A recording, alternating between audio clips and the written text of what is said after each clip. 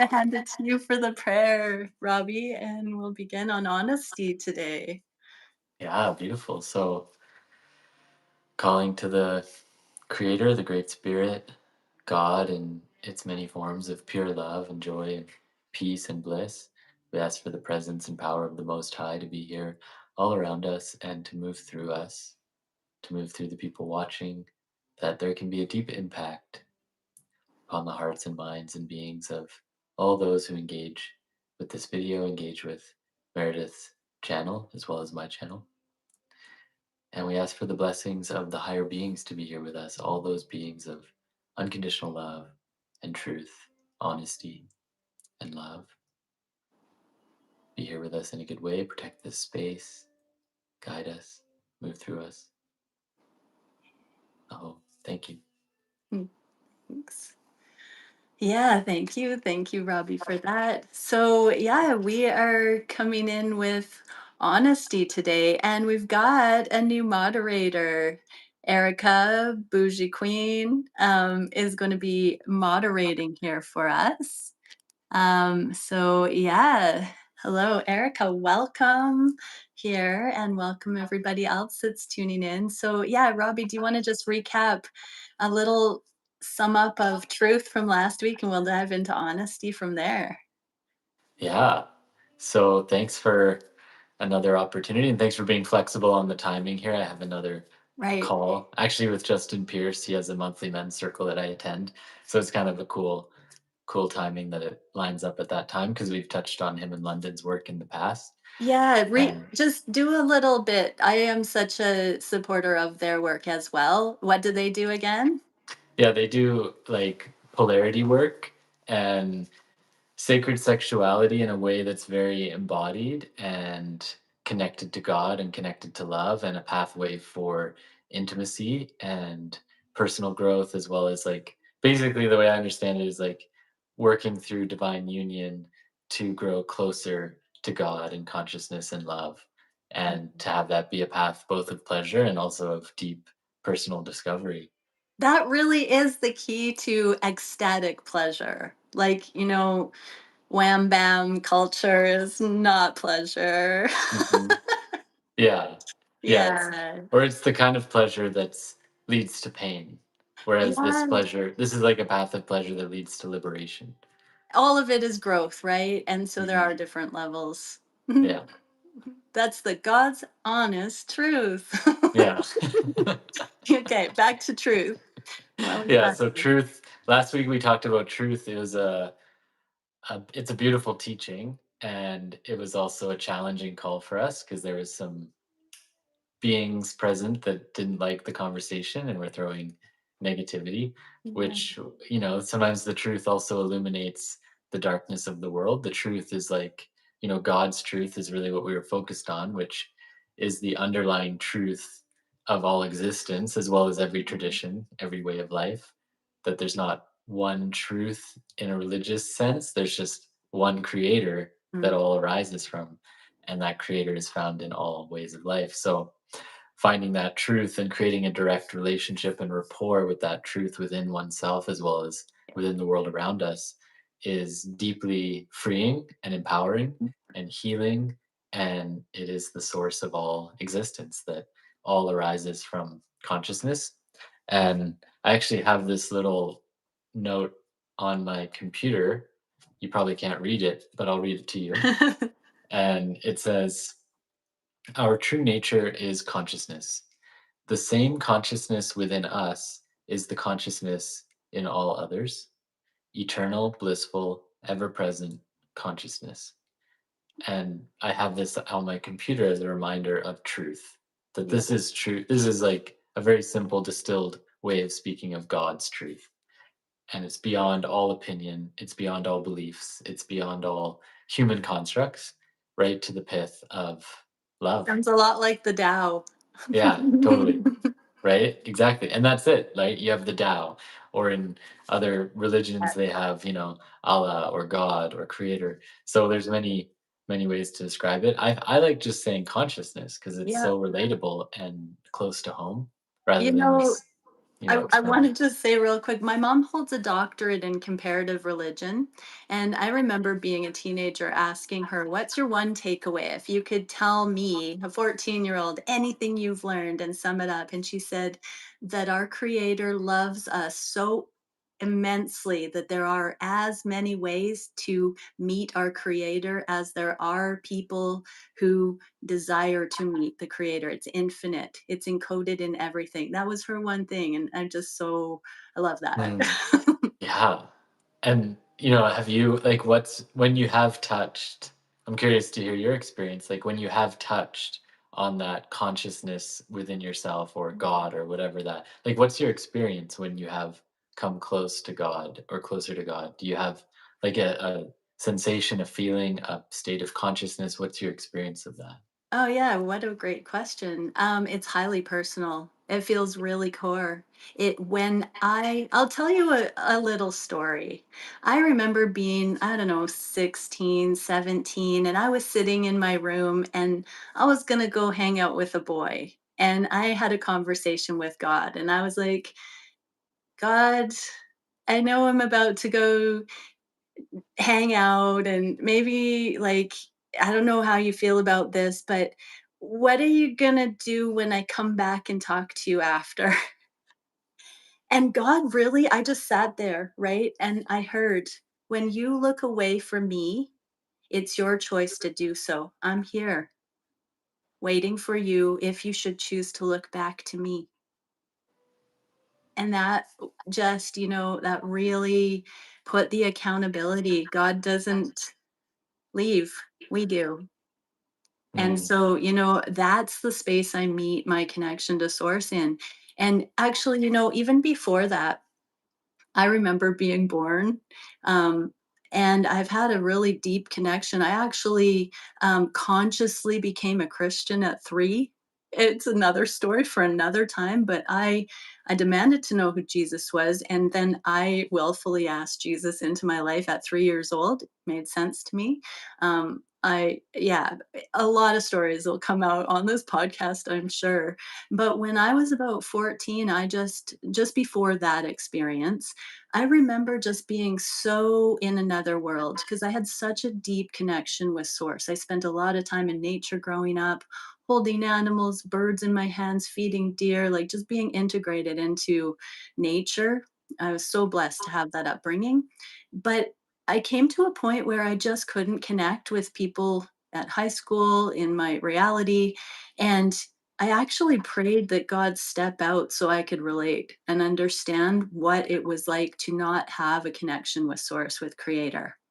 And I knew I was protected, but that started like a 3, 4 year period of my life where I literally spent time talking to people on streets, sitting on the pavement, getting their stories, learning what it felt like to be lost.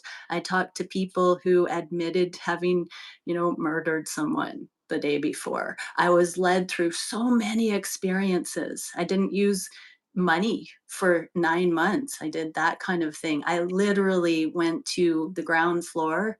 I was in Los Angeles at that time for part of it. It was so incredible how varied the experiences were, and through it all, when it was time to come back out of that experience, I had a sacred meeting in the forest in California and was in a little fort that I used to make when I was a kid. And I found one in a forest there and communed with some hummingbirds and a squirrel. And I was like, okay, this work is done. I'm going back to Canada.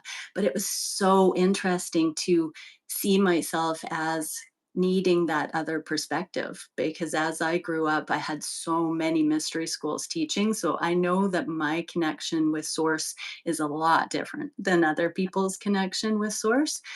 But I have retained that all of my life. And if there is such a thing as reincarnation, which I believe I've remembered past lives and things like that, we also just have this life to tune into it in so many ways. Reality is so diverse and so multidimensional. We literally can meet God in any way. Like, I don't usually talk about my connection to source. I channel from that place. And I feel like the viewership that I have um, resonates from that strong connection with source, because that's the compassionate message that comes through. But everybody's connection is different. I really, God's my homie. We like that. What's your connection to source like? Yeah, my connection to source. Yeah, thank you for sharing that. Those Yeah. are all very beautiful things. And like, this is all the conversation of truth.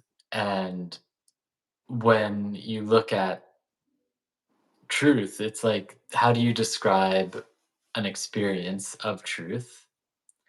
It's beyond our capacity to speak of it. It's like even in trying to describe an experience of connecting with God, it limits it because it's beyond words. And that's where we talked last week about the story of the high wall city. And when you go Mm. over the city, everyone jumps and never see them again. And then there's other moments where, a man did go over the city. And then when he came back, his voice, he couldn't speak because the truth is beyond it all. And we can do our best to speak of this connection and this experience. And that's what's really beautiful about it, is that we all have our own experience of it. And we're all talking about the same energy, consciousness, God within, in a very different perspective because we're all different. So for me, Exactly. my experience is often through meditation and nature.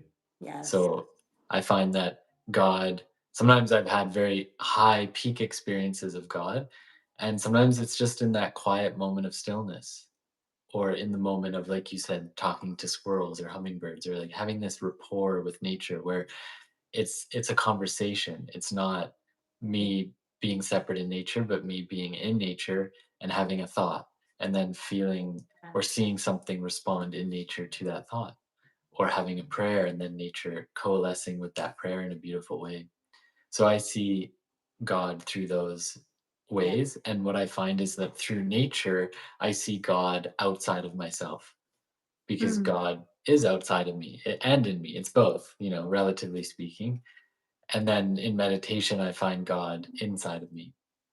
And both are important, both are helpful. And finding God inside and outside is subtle. So it takes discipline at first. It takes discipline and a little bit of luck. It's like, and so I remember the first time I encountered, well, not the first time, but one of my experiences of really feeling God's truth was when I was up on this mountain praying, and I was praying to know God's truth, to see it, to understand it, to learn about it, to feel it. And I was sitting on this hill, and I would get up every day around 4 a.m. and I'd drive up to this mountain and walk up the mountain and pray on the top of the mountain because I was in this ceremony. So, for context, these teachings that we're going through are on the second out of 7 teachings. Last week was truth. We're still recapping it. As you can see, it's a big topic. And today is honesty. And these 7 teachings were shared with me by my native Apache elder, Nightwolf, and they were passed down through his family for 30,000 years, or over 30,000 years. They were some of the original instructions given to man and woman, like humans on earth, to live in harmony and balance and live in a good and loving way. And so they have potency and power because they came from God. And we know that they came from God because you can talk about all these teachings and they're like emotions, where if I go to China and I say, and I'm sad and someone else is sad, even if we can't speak our words together, we can both speak the language of sadness because it's a Mm. human thing. And so it's the same with these teachings, that truth is not a cultural thing, Mm. it's universal. Thanks for that. Same with all the teachings we're sharing. And that's how it was shared with me. It was shared through a native lineage. However, it was shared with me as a universal teaching for all humans, not exclusive to one way. And that when I learned about these teachings, they were not about like, this is how to walk in a native way necessarily. Although I did learn a lot of those prayers and ceremonies because I was learning from that lineage. However, it was shared with me like, it doesn't matter who you are or what you believe, you can apply these teachings to your life. You can be Jewish, you can be, Taoist, you can be an atheist even, and you can apply these teachings to have benefit in your life. So that's what I love about them, the universality of them. So that said, I was doing this ceremony with my elder where every day you would, for 7 months, you do each teaching for 1 month. And this is a ceremony that I share with others now. It's part of my life's work. And so during the month of truth, you would go up on out in nature and Mm, pray and ask to know God's truth, and then sit and listen and receive. And then next month you do honesty, and so on and so forth. So in truth, I was out on the hill, on the mountain praying, and it was a few days, and I had some experiences that were really beautiful. Could see the valley and the sun rising, and it was summertime, so it was nice. And it was cold at that time, even in the summer, but then the sun comes and it warms you up. And I was praying, and then I watched the sun slowly peek up over the hillside of the mountains. And it's that magical moment of this golden orb mhm, slowly coming like an egg yolk, you know? And as soon as I see that sun come up, I see it from two perspectives. I see that the sun is arising, that the light of God through the sun arises from the same source before all matter and all existence came into form, that it arises from what's called the absolute, mm, and that it arises from space and nothingness, really, in a way, that the golden light of God arises from the white light, which arises from nothing. It arises from emptiness, the mystery of how all existence is. And then it shines out through the sun, and I could see how, just like the sunlight is encoded into all of nature, because everything mhm, in nature is solar powered for the most part. The sun is inside of the trees and the plants and the animals and the food and all of it. That light is like God's light that is within all beings. And in that moment, I could feel the light of God, like the light mm, of the sun shining in me, and I could see it shining in all of creation. And in that moment, it was like, that's truth. That's truth. And I explain it through words, so you hear it from your mind and maybe from your heart too. It's something that is an experience, and you can't really go to school and learn about truth. You have to go out and find it and ask mm. for it and experience it, because that's where the That's the thing. You know, you yeah, said luck, but I wanted to lovingly bring it back to you asked for it, your free will, you yeah, invited it, you initiated that. Luck is an energy that follows people with the right attitude. mhm, Some people can have a lucky streak if they're on an ego high and they're in mania and stuff, boom, boom, boom. But they have a delusional belief that it will go that way, and it does. Alignment with the things that align with truth and luck with truth, that is catching that wave. So it's all frequencies, right? We can attune to it, but our free will is the mechanism that we use to attune to any. It's an algorithm. We use our free will to go into that algorithm. So what I was, it came to me right before we jumped on here, honesty. I prayed and I said, tell me, God, what is the difference between truth and honesty? Because on the surface, they seem a little bit the same. And what I got was, so you can drop into your connection to source at any time for this truth, right? It's just that free will. I got truth is the absolute, it's love. Honesty is how much we take accountability for aligning with that truth. Yeah. And so we can be dishonest and out of alignment, avoiding, dismissing, denying, traumatized, hurting, whatever. Or we can seek that alignment with truth. And it's like this truth. And then we bring ourselves into alignment with that true north. And so honesty really is our personal accountability. Is that in keeping with the teaching that you are bringing in from your elder today about honesty? yeah. So did you ask that before the call? I did. Yeah, I mean, that's basically it. So that's really, Sweet. really wonderful. It shows where you stand with the creator, because only when you stand with the creator Mhm. in a good way will those messages really come with such clarity. Like, some people, it Um, takes them months to, because they haven't really found truth, so it's hard to really know honesty. So if someone hasn't found God's truth yet, because right. it isn't guaranteed that you'll find it in a month or a week or a year or any, it's a timed thing that requires, it's like a seed that sprouts, and it needs the right environment, and it I takes have a time. question about that. It does need the right environment, but it is always there, like the Tao, right? Like that love,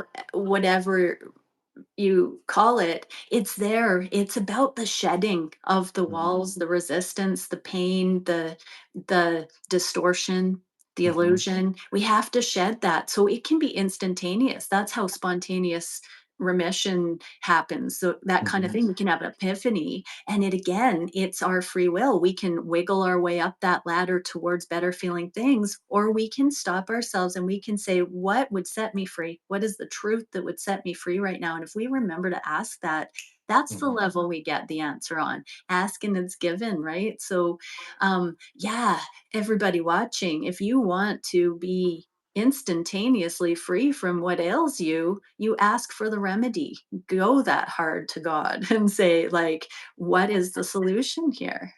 Mhm. Instantly, we can, through our ego, see honesty, when we're not honest, we're in ego. We're going on that pride or misconception, or we're just trying our best, working hard at doing the best we can.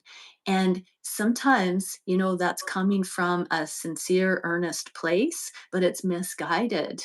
And so Mhm. if it doesn't feel good, if it feels heavy, if it feels like burden, it's not truth. If it constricts us, it's not truth.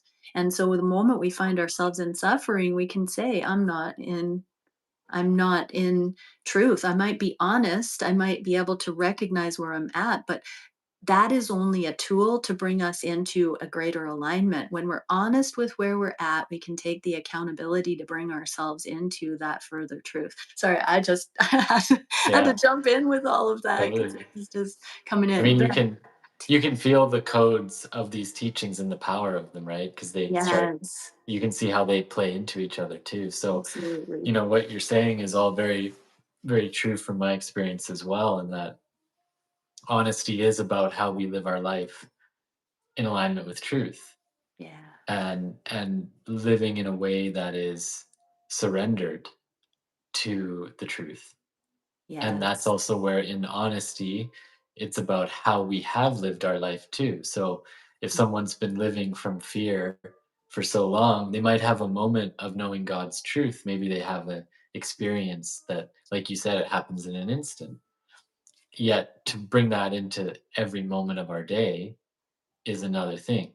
That's really the deeper work. And that's Yes. where we have to unpack some of our past and be like, whoa, like, look at all these moments in my life where I haven't lived in alignment with God's truth. I have a question about that. Victim mentality.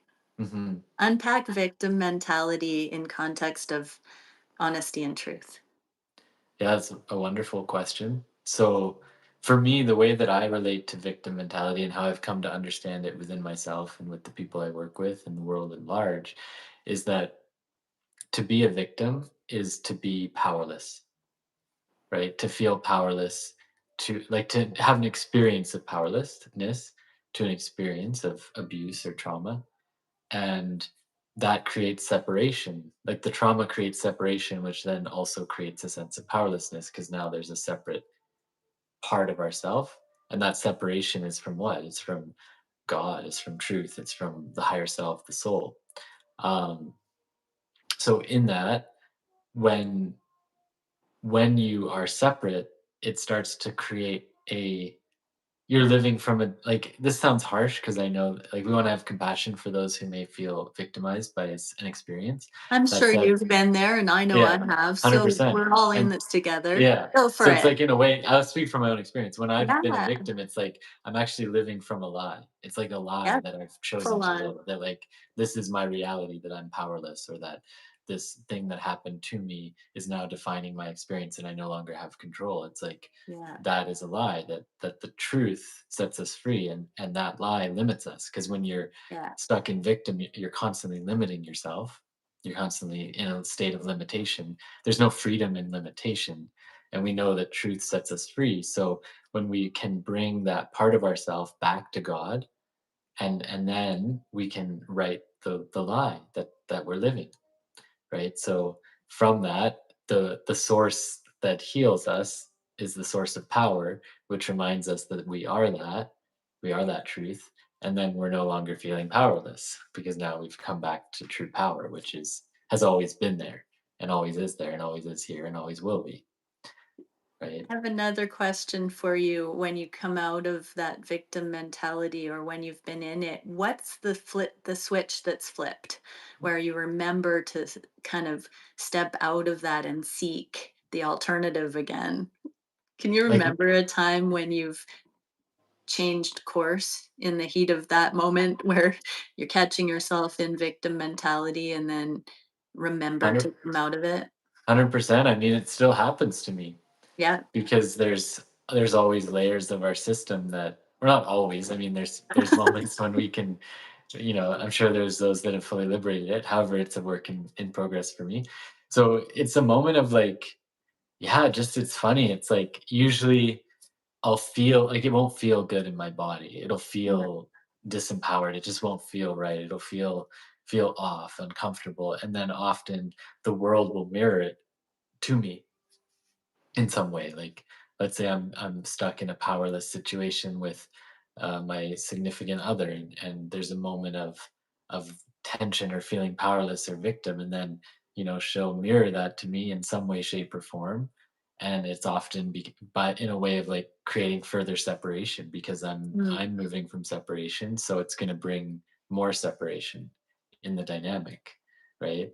So yeah. then it manifests as separation, and then it's like, oh, okay. Sometimes, unless you're, both in mastery. This is something that comes up a lot in my YouTube videos because the soul connections I channel for, they're just such brilliant people. I'm sure you're included in that, and your partner is as well. But um, what's so fascinating is a huge message, especially this year, is I'm starting to see the collective gaining traction when one partner is faltering that way, the other one is continuing to hold the light and not just reflect back the pain and the fear, but to give that space and just to lovingly hold their own. And so we always have that opportunity to ricochet the fear or to remember our God self and come back to that truth. And when our conscience is clean, when we're right with God, when we're in alignment, we can lovingly see when somebody isn't. We understand those telltale signs. Like, interpersonal relationships have got to be one of the most masterful things we can do, because it's easier to be on our own in so many ways. We only have ourself to blame. When we Mhm, get into a connection, there's a whole nother kung fu going on with that, mhm, and a whole different set of empathy and compassion and truth. And it's a big test because that threatens to bring us out of our own zone, our own mhm, alignment, when somebody else wobbles, one partner or the other. And it's just, everybody out there, when your partner wobbles, don't believe the hype. Just stay in your own light and reflect that back. Let them bring themselves back into it. Don't perpetuate it by jumping in on the fear. If someone's in fear, you'll feel it won't feel good. And I think that's one of the biggest things with knowing truth and being honest is do a little checklist. Did I bring this energy into the dynamic? If you know you were just going about life and everything was fine and you didn't bring anything in, then you can just hold space. That person is suffering right now. And instead of, personalizing it, making it about us, which is the typical thing when we feel those empathic emotions, we think they're ours and we start getting triggered and we start getting worked up and we go into panic mode because we're feeling this all of a sudden. If we do that, we're going to have that ricochet and it's going to be a roundabout. But if we can remember, oh, yeah, I was in my center, this person came to me with this, I'm now hurting, that's a reflection of them. Now we can ask for understanding. How have you come to be in this energy? Tell me more. And then it's about the person genuinely being able to be safe to share that vulnerability and whatever it is that they feel they need to bring in that way. When we come into our truth, when we're honest and accountable, we don't bring that to others because we work through that stuff first, but it is a work in progress. And we learn with our sacred partners, we learn on our own. Oh my gosh, relationships are such great teachers. All relationships, the resistance. We learn so well through adversity, but having the right attitude and the perspective, bringing it back to truth, bringing it back to honesty. A lot of people justify dumping their pain because they're being honest, right? that Mhm. might be their honest experience of their reality right now, but it's absolutely not necessarily the truth, right? And Mhm. so, yeah, how would you say in relationship dynamics, what have you found to guide those wobbles back into alignment? What do you do to bring honesty back into connection like that? Well, there's a direct relationship between honesty and clarity because often when someone is lying or withholding or not being fully honest in themselves with their partner, significant other, or in life, it's because they're not being fully honest with oneself. Yeah. So we need to have clarity as to what's actually going on within ourselves. And that clarity is kind of like a half-baked idea that, or like until we get to clarity, it's like a half-baked idea of like, oh, I'm feeling all this stuff and there's like a Right. wobble in tension, but it's not clear. And that's like something that is good to get that clarity before trying to go into correcting the wobble with another. And so when I say that, I mean taking space to get clear with oneself, like what's actually alive for me, what's moving in me, and how, and I need to be honest with myself first. And it's easier to be honest with yourself when you just sit in honest truth with the creator, with your own being before talking about it with another. And that Yes. doesn't mean you have to have like total 100% pristine clarity. You just have to have enough to have something where you're not bringing confusion. Because a lot of people Mhm. get the wobble, they're confused, and then they try to talk or work through it, and it creates more confusion. So the Right. clarity is really important. So when we're honest, we have clarity. There's a direct relationship between the two. And honesty with ourselves and with others is also very clearing. So, like, clarity and clearing go together because the more you clear yourself, the more clarity you have. Yes. So, honesty is very clearing because you can feel something and be really honest about it. And then once it's mentionable, it's manageable. That's what one of my teachers says. He says, if it's mentionable, it's manageable. And it's Hmm. often the things that we don't want to talk about or the things we're keeping secrets or hiding, Yeah. withholding that then become unmanageable. But the moment we're honest about it with ourselves and potentially with another, now they're manageable. So now we can actually work through it and clear it. So that's something that I found really helpful in relationship dynamics is taking that space and time to get clear. I'm wondering, I just got the wording that honesty is humble. Hmm. Yeah, because we have to get out of ego in order to admit it, right? We have to really it's not about being subordinate or um Hmm. like that, but it is about getting down off the high horse and not needing to be right, like Hmm. if there's an Yeah. agenda to win or to there's such an attachment to a particular thing and it's at all cost, when that's a huge red flag, right? When something is an extreme viewpoint, that's the biggest warning that it's not true. Yeah. Right. Because When it's it's so it's got that. polarized and yeah. Yeah, the polarized. It may be true in the moment and it may be the valid experience, but it's not the full picture. And so, yeah, if people don't have the discipline already cultivated to repeatedly go to source so that there is more trust in the immediacy of those answers, because that does come with discipline, with going to source and learning to rely on that connection. Because if you don't have that connection, it's kind of like, I don't know what I'm getting. Is this right? Is this my ego? Um is this truth? Source is truth, it is love. And so some of the ways that we spot dishonesty of, when we think we've got clarity because we think we're proving that point and this is, someone hurt me. That's the truth. That, because it feels bad, that's not the truth. you know um, Sometimes we need to remove ourselves from people like that because they're actually hurting us. I don't want to be misleading with that, but we're choosing to be in that situation. Or we need to admit we need help if we got blindsided by something.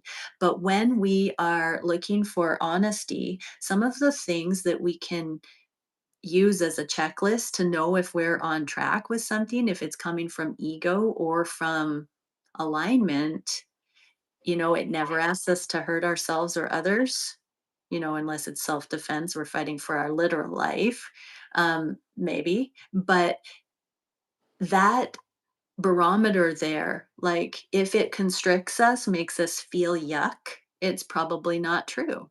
If it gives us this open, expansive potentiality, is probably clear and true. If it shows the way forward, if it's a solution, if it's a win-win, if it's harmonic, it's true. What would you add to that about how to discern fact from fiction when we're talking about honesty? Yeah, I would say there's a lot of truth in everything you're saying, and I would say that sometimes truth can can trigger, bring up feelings that are what some would call feeling bad. Yes, Because, yes, thanks for saying that. Yeah. yeah, like in a different way, because I hear what you're saying, Yeah. and when it feels bad, it's kind of like, let's say you've been in a conflict with someone and you really think you're right, or you really see like they're wrong, they're abusive, they're this, they're that, and then you ask to know God's truth about it, and yeah, maybe there's truth in your perspective, but then you see how you've been judging them or judging yourself or how you've been that in other moments, and suddenly you feel like kind of a bit of guilt or shame or like a Mm, feeling of like bashfulness, however it might show up, right, feeling yeah. kinda dirty, like, "Oh, yeah, I haven't been who I thought I was," and then that's the Yes. humility of being humbled, and that's actually a really beautiful place as long as you don't get stuck there. You don't wanna get Right. stuck there. It's just a moment of like, "Oh, I'm seeing myself, and I'm not who I thought I was. I'm not all that. I'm actually, still a human, and now I Yeah. can ask forgiveness or forgive myself and love myself and come back to Yeah. center and alchemize it." So there's also a moment of when we really touch God's truth, it can bring stuff up like that too. Thank you so much for saying that. What came to me was, I have felt like I've been in love in my life, and I've been in some karmic situations that are love in a way in that developmental stage where it's a lot of projection, a lot of immaturity. I mean, we start somewhere, right? And we start interacting with people and we start trying to I think in psychology they call the first 2 years of a relationship the negotiation phase, because you're trying to find your bearings. But that's of the typical templates, I would say, also, because when we bring in divine truth, we can get past all that stuff real quick, or we'll already know where we stand so much so we don't have to use a person as a sounding board like that, for the grunt work of that development. But um, what you were just saying, the person that I have so much honor, respect, love for in my life just, reflects back that exact mirror that I see my shortcomings in such a way. I've had primal screams when I've seen, and as a reflection to this primary person in my life. I remember driving down the road and having something hit me that I thought I was right about. And then I saw it from God's perspective. And I remember letting out the most unhuman, inhuman primal scream when I realized how I came across to that person, and it just shattered me. It was a stroke of lightning or something, and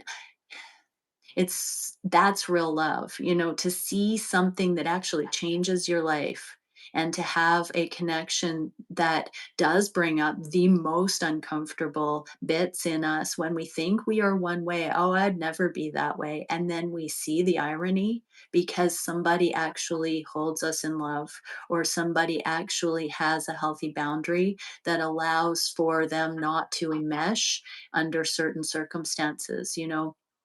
We want to be so connected to somebody, but when people hold healthy boundaries, that's when this stuff actually comes to light, because they're not running, but they're not encroaching, they're not crossing that sovereignty. We're just in that relationship with each other, but you don't magnetize a relationship like that until you've done a lot of inner work and you're really getting to the place of transformation, and then you can see it. Otherwise you run from those things, or they don't appeal to you. Energy is such a beautiful thing. We really do, like when you were saying about seeing God externally and internally, that nature. I want to say, everybody get out in nature, sit by water, get into mountaintops, go to places where people aren't saturating the energy field, and ask to be shown the wisdom of nature. If you don't do that regularly yet, go do that. Run, don't walk. But in sacred relationship with other people, you can see this beautiful love reflected. Jesus loves you. I love Jesus. Okay, so in relationship, we can see God in that other, and we can see the the shortcomings in all that is not. And it's our sacred honor to not carpet sweep the stuff that is out of alignment, and to bring that back to the truth in ourselves. And so when you've had those moments of recognition that you've been out of alignment, Robbie, how do you handle that within relationship when you catch yourself out on those moments of sheepishness or like total awakening? Yeah. Well, it's like take responsibility, right? Is the number one thing. And taking responsibility first for me is always an internal process of doing some internal alchemy work, and then coming with an authentic apology or acknowledgement or some way of owning what's mine. And part of responsibility is also recognizing what's not mine. So not Yeah. stealing the whole show and saying, "Oh, it's all my fault," because that's not truthful. Because sometimes what the edge of responsibility is self-blame. So Mm. it's like people are like, "Oh, I'm taking responsibility," but they're actually just blaming themselves. Yeah, that shadow, right? They're just Yeah. trying to appease or, apologize for apology's sake to try and get back in there. It can be very Yeah. manipulative. Yeah, Yeah. that too. Yeah. Even just self-responsibility as an internal art. It's like the shadow of it can still be self-blame where it's like, Mm. "Oh, it's my fault." It's like now it's like maybe someone spent so long blaming others for their problems, they're stuck in victim, and then they turn inward and realize like, "Oh, I'm the common denominator." I know I've done this and like, "Oh, like then it must be my fault, not theirs." And then but then it's like, "No, that's not true either." The truth is it's karmic, it's co-creative. There's certain moments where, yeah, maybe you're in a bad mood and you're a jerk and you say things that hurt another person, and you're still not fully responsible for the whole conflict. Like, you're responsible for maybe a significant portion of it. However, they're still responsible for how they feel. I can't make you feel anything. Do you Just like I think this can't. is a Canadian affliction? Yeah, I think so. I think it really is. It's definitely in the collective consciousness up here for sure, especially where we're at on the West Coast. Yeah. Yeah, Oh my gosh. yeah, Yeah, that groveling, right? That yeah, that that worthiness stuff. yeah. Yeah. And like it's really that's where you have to be met by someone. You can't be responsible for another, and you can't make someone be responsible because it's a choice. So all you can do is be responsible in your life, and there'll be people who meet you in it, and those are the people you want to keep around, and there'll be people who don't, and they'll be like, I've taken responsibility many times, and then someone's like, "Oh, I'm so glad you were able to see that in yourself," like, and it's very condescending, like, "Oh yeah, I'm so good," like What I do you don't have do any in part of those it. moments when you meet somebody that is that? How do you address that? Um, for me, I generally just accept that that's who they are and distance myself from them. I 'Cause that because it's not a then it's, like, such a core value for me that if someone doesn't share that core value, I don't it's not really a relationship that I would then value or want to put my time and energy too much into, and, yeah, just let them be right, right. themselves because it's like, it's not worth my energy to try to change someone Let me either. go into it just for a minute because I'm getting something that's really elusive. So, that person co created the reflection that allowed you to get to that developmental stage where you get to set that healthy boundary now, where Mhm, you get to say, like, that. So, there's, a certain degree of gratitude, like thanking that mirror for the lesson that was obtained in that moment. Um, mhm, and just, being really, really grateful that. Um, that person, people who say those kinds of things are at that time in ego. They definitely are in a competitive kind of jousting way, but it can be turned back. You know, that empowerment. If we really have that empowerment, we can acknowledge. I'm just like like I don't know. For some reason, I just wanted you to. The next time this happens, try this. Your kung fu is stronger than I first suspected. Can you imagine if you just pulled that out and like they're like no no no no no," and you like da da da da da. I would love that. You're welcome. Try it Yeah, next that's time. See good. what they do. Oh my gosh, I'm gonna try that next time. Yeah. Oh my gosh. Yeah, so, I mean, I get it all the time, like, on my YouTube channel, when do we know enough is enough? When is that edge found? When somebody, Jesus, for instance, says, "Forgive your brother 1,000 times a day." And don't be all up in ego and feeling like you whatever, but how do we know when it's non-productive? What is that honesty? What is that truth? When do we know where to draw the line? What do you think? Like, draw the line in what sense? With boundaries, with interactions, with people, with behaviors, like when is enough enough and it's not appropriate to continue a connection with somebody, friend, family, loved one? When does that edge come in? Yeah, when there's repeated incapacity for that person to take responsibility and live in a respectful way towards you. You know, someone can, because when you need to set boundaries with someone who's disrespecting you in some way or another, so boundaries and respect have a direct relationship. And so in that, if someone doesn't have respect for you, they're going to disrespect you, and then you need to set boundaries. So when they repeatedly are disrespecting you and they're unable to be responsible enough to change their behavior, or at least acknowledge it, or depending on the situation, then that's a sign of where they're really at. And then you get to choose: do I continue to engage with this person and thus disrespect myself, or do I choose to walk away? And that's where boundaries, they can start more soft with loving conversations, like, hey, this really was hurtful for me, or I really felt, hurt Yeah, by that, or whatever. And then it can shift into harsher boundaries, and then so on and so forth, until eventually the boundary is, you're no longer welcome in my life. yeah, So that's and I don't, like, no one really likes getting to that point. It doesn't feel good, and sometimes you have to, and sometimes that's what the other person needs to learn whatever it is they're needing to learn. peace, right? Yeah. When it brings in more peace to let go than to Hmm. stay. Yeah. Yeah. Yeah, that's what Hmm. just came. That Hmm. edge. It's all Hmm. about our peace. I think we have our primary relationship is that with our own inner balance, our own Hmm. alignment. And so if Hmm. something we are engaging in or thinking disrupts that peace, Hmm. we bring that back to honesty, or we have the honest accountability to bring it back into alignment with truth, and that's Hmm. peace within what we're telling ourselves, the narrative, or interactions outside of ourself. What Yeah. other things does the canopy of honesty include in the teachings that you've studied? Yeah. So it's really about living life and how you live life. So we want to live in an honest way. So I always teach people too, like, if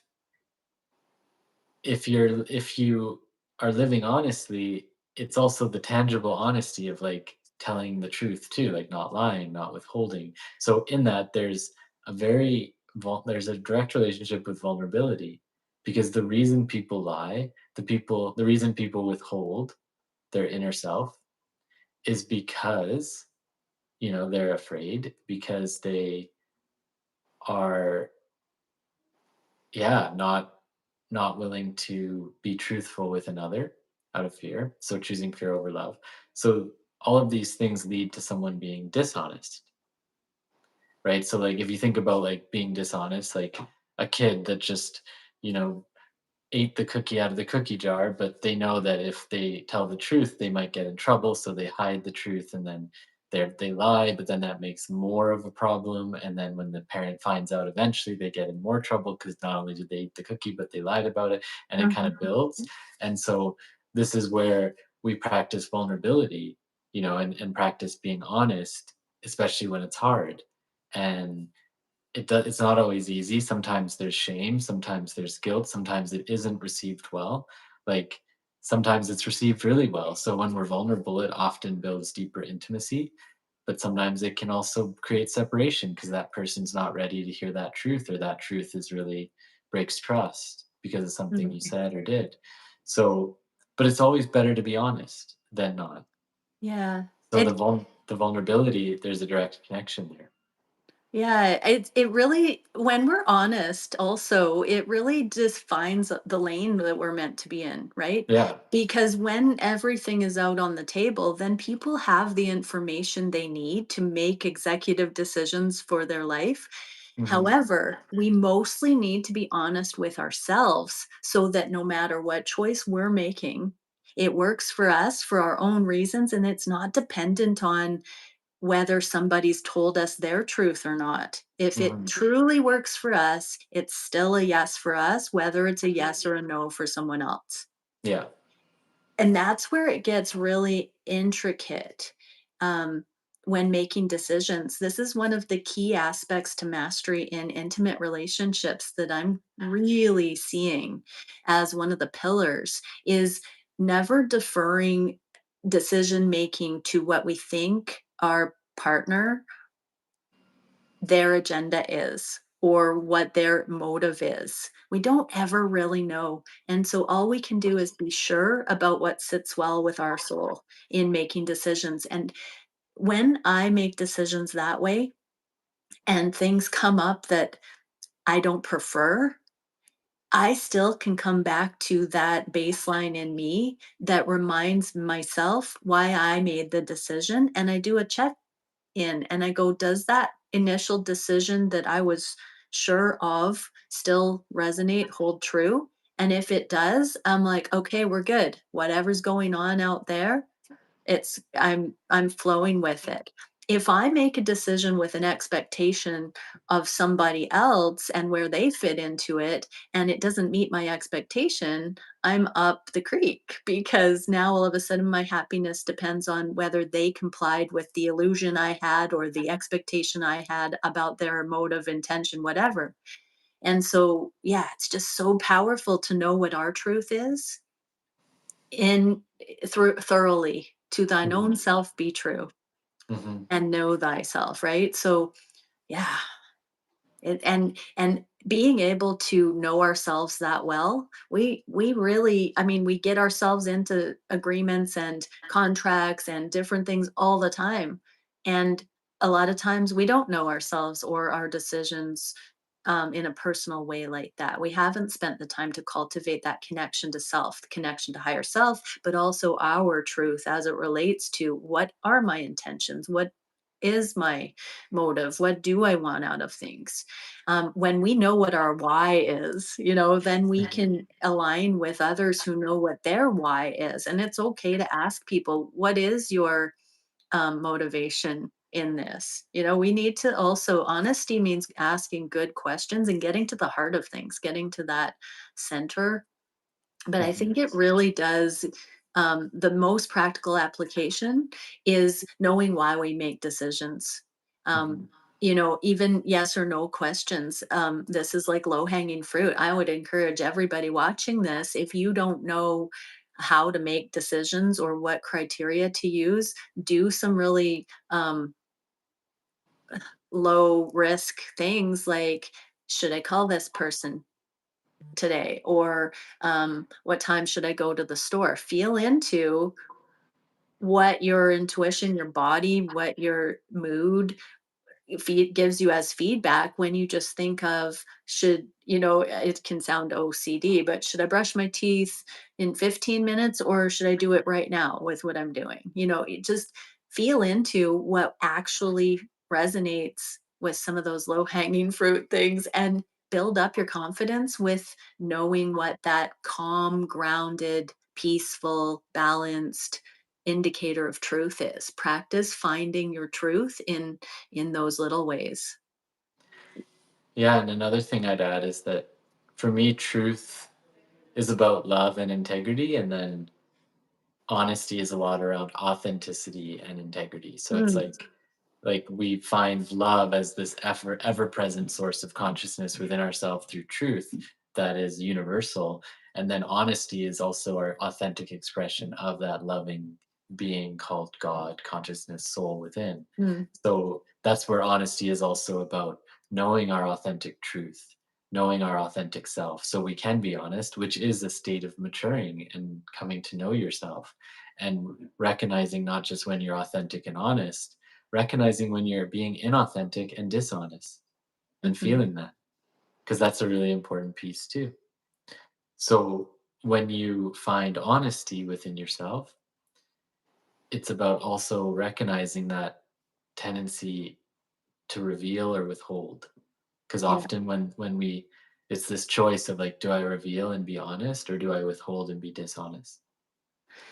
That's an interesting one because, trauma also causes people to like verbal diarrhea. They want to be disarming. So sometimes, I think, especially feminine energy tends to dump a lot out, trying to like go belly up, right? It's like fawning or oversharing. I think that can be a trauma response too. So, self regulation. If oversharing or if that's a panic mode to speak too much out makes you feel yuck, then Mhm. you know that that's not honest, right? And and the effect of it too, right? Because like, so for one is like, is verbal diarrhea authentic? Like, no, it's Yeah. not. It's not an authentic. I mean, it may be what's real for you based on your conditioning, but it's like authenticity doesn't verbal diarrhea. It speaks from a place of deeper truth. Yeah. And it's often the effects too, right? Like if you reveal and share and it has good effects for yourself and in your life, then it's being honest because it's creating clarity and clearing. Yeah. If you're verbal diarrheaing everywhere and creating drama and chaos and negativity in your life, then you know that that's becoming less clear. It's creating more confusion. Yes, So I this is where honesty also, we recognize the health of the soil based on the fruit of the plants. mm, So if your soil is honest and truthful and healthy, then the fruits of your life will generally be that. There's always anomalies, there's always a bad apple in the bunch, but mm, for the most part, the fruits of your life will be good. You'll have mm, loving connections, you'll feel peace, you'll feel generally well and joyful, you'll have like doors will open for you, money mm, will be, you'll have enough money to survive and perhaps more, and things will work out for you because you're living in a good way. So if there's chaos in your life, there's often some sort of darkness, some sort of mm, truth that you're not seeing. Not bad, not wrong, just not how we want to live. Chaos is yeah, draining, it's fatiguing, it's not a fun way to live. Honesty, when you're living honestly, your life is joyful. Your life is that surrendered. is. Your life is peaceful. Like, honest living is not being miserable and fighting with your partner every day. That's not, if you're being honest and you're just fighting all the time, like, you're probably not actually being deeply honest with yourself. And maybe you're not being honest about this relationship, right? Like, that's Right. one of the biggest lies people tell themselves. They'll just keep justifying a toxic job or Mm, relationship or living situation because they don't want to face the truth that this is not for them because they're afraid of losing it. They're afraid of being alone, afraid of the pain and mm, abandonment. So truth is pretty ruthless sometimes. It's yeah, like, and if something's not for you, let it go, because that's where yeah, letting go and honesty is so connected. Like, let it go, because it's not, holding on to it isn't going to bring good things to your life.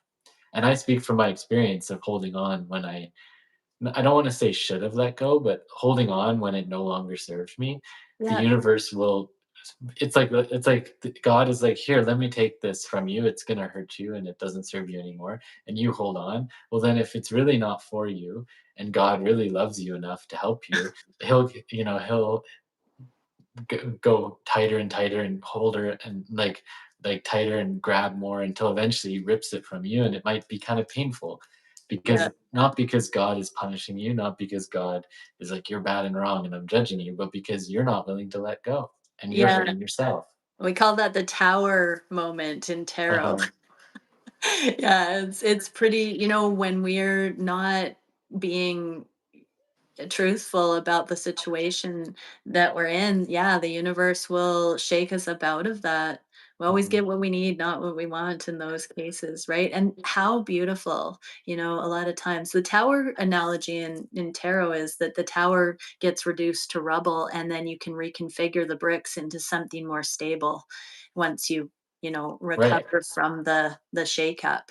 And so Mhm. it's not starting from ground zero, it's just God essentially saying, "Here, put these pieces in this way. It'll be a little bit better for you." Mhm. Like the intention is good there, but let me show you how to do it instead. Mhm. Hopefully, Right. when we're reduced to like a temporary autonomous zone where we don't know where to go, we don't know what happened. That's a perfect moment to look for truth, right? And to start Ah, setting those trajectories towards only curating back in what is honest and true, and totally. leaving that. I think But yesterday in my YouTube video I got people to hashtag or comment wholesome AF because that's what real love's uh, about. Wholesome AF, and real well, deal. and I love what you said too, like, truth truth can also be dysregulating because when the tower, like if you've built the tower on a lie or a fear or Yeah, an insecurity, then when the tower falls because it has to be reformed, it might be painful. It might mean you have to like find a new place to live, or your partner yeah, might leave you, or you leave your partner, whatever. Your job might need to be reorganized. So it's it's like the more space we have in our life to just be like putty, the yeah, easier it is, I found, to really find truth, because it doesn't have to dismantle a bunch of stuff. You're already kind of dismantled.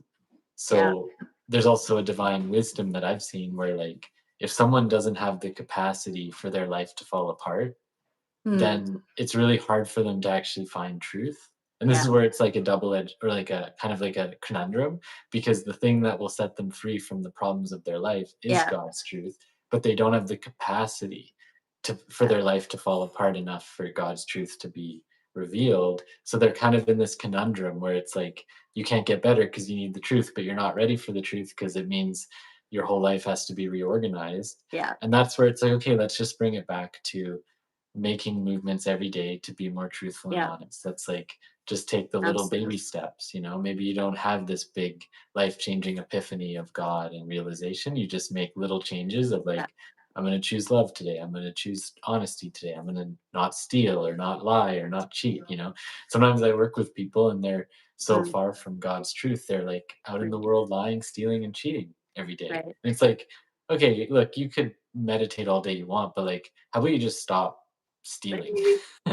Like, and I can't tell you how many spiritual people I've met who go to like Walmart and they're like, yeah, I steal all the time. I just like go Yeah. through the self checkout and steal this thing. I'm like, you realize that's like not a very spiritual thing to do. And they're like, well, screw Walmart. They're a big evil corporation. It's My, like, well, if they're really that bad, why are you even stepping foot into their building?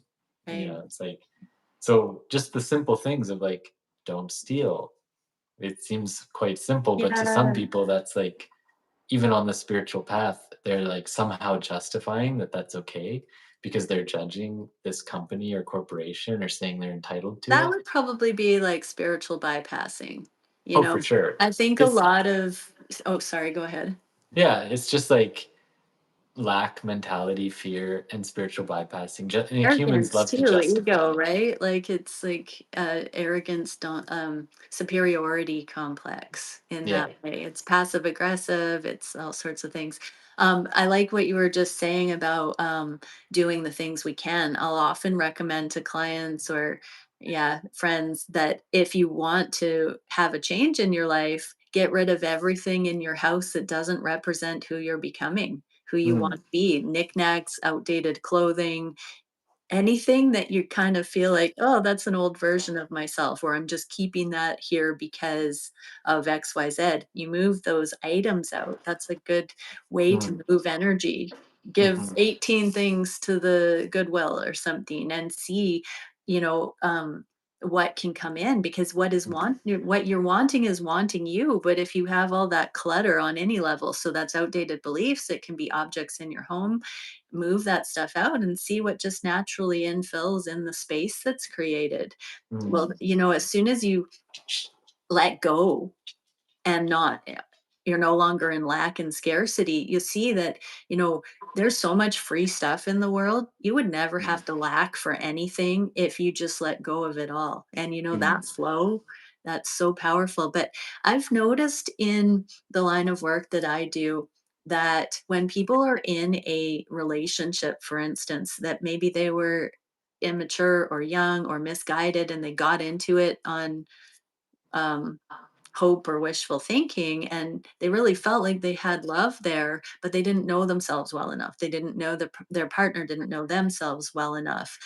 People hadn't reached their potential, and then they start outgrowing, and realizing that, maybe they were trauma bonded, or they didn't really comprehend what they were getting themselves into, and there's all that bickering and pettiness and everything. Some of the truth that comes in, the irony is that personal accountability, that once we know better, we can do better. And so whether or not we're still aligned, I used to joke when I first got onto YouTube that, we should all have potluck dinners when we graduate karmic situations and say, "We made it. We saw what the low vibe thing was that drew us together, and we've seen that tricky thing now, and it's out of here, and so we don't have to be together in this charade anymore," kind of thing. uh-huh. Our societies are really built on herd mentality and survival templates, and so Mhm, I think there's like an epidemic of people realizing that they've been pitched a model of relationship that really isn't serving on a deeply personal and truthful way. And so it's a steep learning curve. And I get a lot of people out there also like, why is it taking so long for me to come into a sacred relationship? Because the whole world is unlearning. It's not a overnight thing. We're breaking generational patterns. We're breaking whole societal templates. And, we're just coming out into the light. We've finally mhm, gotten to a place of stability, um, on the planet, where we can start self identifying in any way we want. We can, start actually creating, and we have the tools, the resources, the wherewithal to actually fulfill our potentials now. We're so blessed to be alive on the planet at this time, and to really find what that truth is for each and every one of us and celebrate our uniqueness, and go for it. We don't have to settle. When everybody's honest and um secure in themselves, they've done that work to come into alignment, and they feel good about speaking from that place. We gain our land legs in it, and then we're all slowly standing up in it, and gaining the bearings. It's so exciting to start having talks like this out on you know mhm. YouTube and in Yeah, the world, and normalizing this kind of if like stoke. Sorry. yeah, if you like, really, these 7 teachings that we're sharing here, the 2 being truth and honesty so far, and the rest will continue on in the future. They're really about living love. All When you live all 7 of them, you're living in a loving way. And it's about relationships because that's where we need to practice love the most. And so if you want to call in a partner or a beloved in your life that's more aligned for you with sacred union, or whatever the terminology you want to use is, health, maybe just start with a healthy relationship. you know Yeah. that's pretty sacred in and of itself.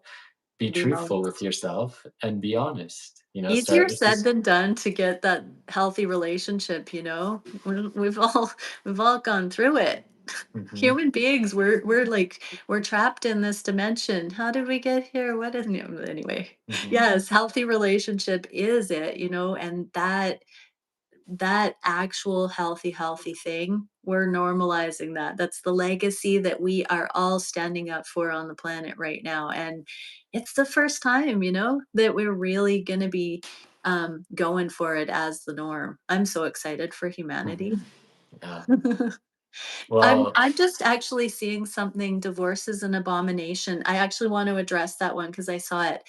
Divorce is an abomination if it's of God to begin with. If it is not of God, it is a control paradigm that keeps people in abuse. It keeps people in poverty. It keeps people misguided and disconnected from God. Modern day relationships are not of God in general. And so healthy relationships are of God, but even well meaning relationships don't have God in them. So divorce in itself is not an abomination. Love, being, damaged and being attacked, that's an abomination.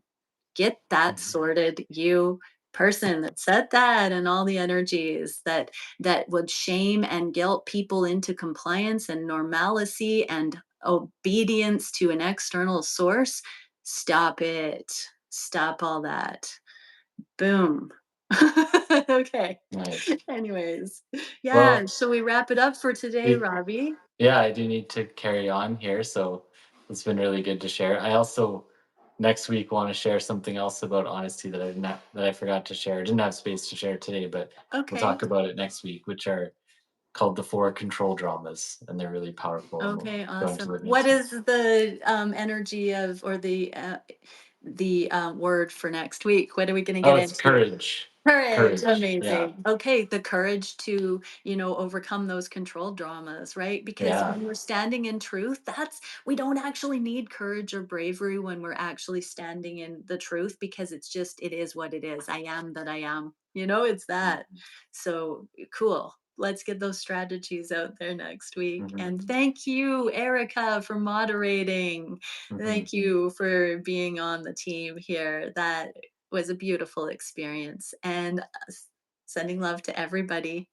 Yeah, Thanks, and thanks Robbie. so much. And yeah, if anyone wants to learn more about these teachings, I'm starting a group soon where we talk about these teachings and go deep into the ceremony of them and how to live them and apply them to your life and create really good, loving connections with God and in relationships as well. Yes, So, yeah, amazing.